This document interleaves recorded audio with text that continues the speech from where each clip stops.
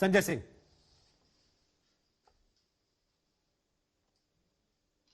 देखिए, पहली बात तो ये मुझे बहुत अजीब बात लगती है कि कोई किसान सुप्रीम कोर्ट का लॉयर नहीं हो सकता, कोई किसान पिज्जा नहीं खा सकता, कोई किसान स्कॉर्पियो से नहीं चल सकता, कोई किसान अच्छी गाड़ी में नहीं बैठ सकता।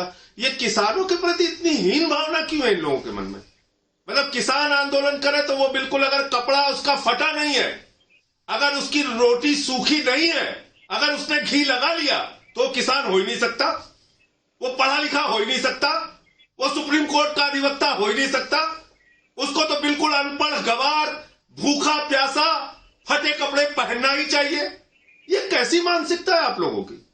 और किसान अगर है, आंदोलन कर रहा है, विदर्भ में तो आपने मौत का आंकड़ा ही बताना बंद कर दिया मान्यवर।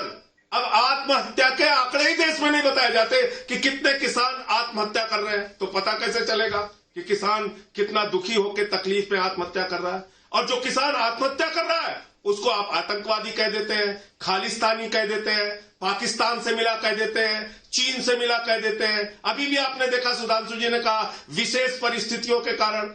अरे भाई, कौन सी विशेष परिस्थितियां हैं? वो विशेष परिस्थितियां हैं काला कानून।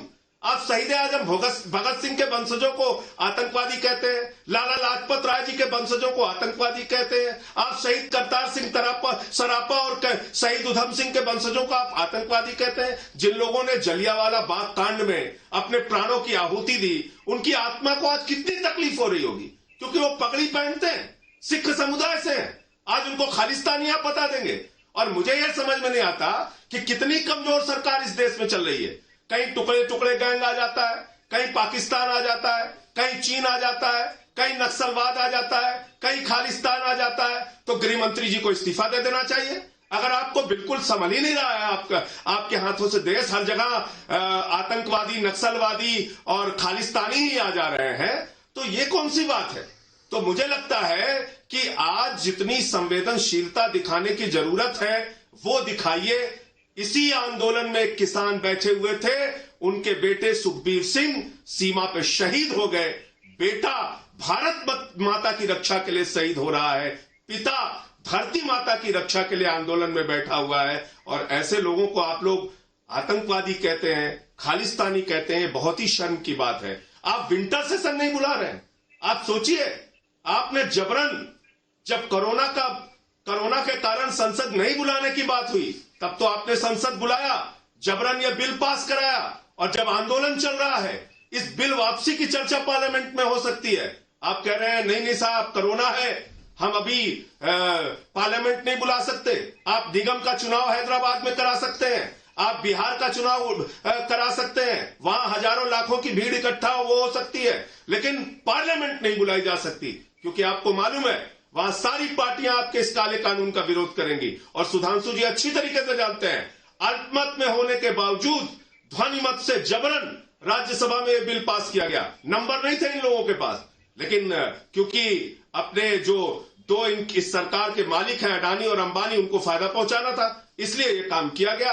तो इसलिए मैं फिर अनुरोध करूंगा भारतीय जनता पार्टी को, सुधांशु जी को और इनकी सरकार को कि कृपा करके संवेदनशीलता दिखाइए और इस बिल को वापस लीजिए, जिद मत कीजिए। बहुत देर हो चुकी है, 21 दिन से आंदोलन चल रहा है, अब आप जिद अपनी त्याग दीजिए।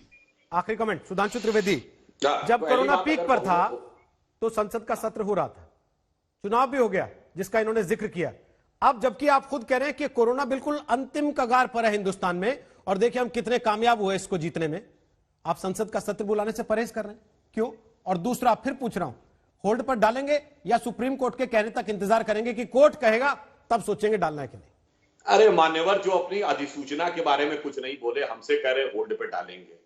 उनसे कहिए पहले अधिसूचना कैंसिल तो कर देते। अब दूसरी बात मैं ये कह रहा हूं, देखिए इन्होंने इतनी सारी बातें बोल डाली। हमने कब कहा कि किसान जो है वो एकदम गरीब ही होना चाहिए? वाड्रा भी किसान है, और जो लोग लॉयर हैं ये कब सुप्रीम कोर्ट में आके केस लड़ते थे और खेत में जाकर बुआई करते थे। और मैंने जिनको बताया जो चुनाव लड़े, जिनका विदेशों तक कारोबार है, वो कब विदेश में जाते, कब वो बुआई करते। अच्छा चलिए, कितने किसान ऐसे जिनकी 100 करोड़ से ऊपर की संपत्ति है, बताइए? 0.001%।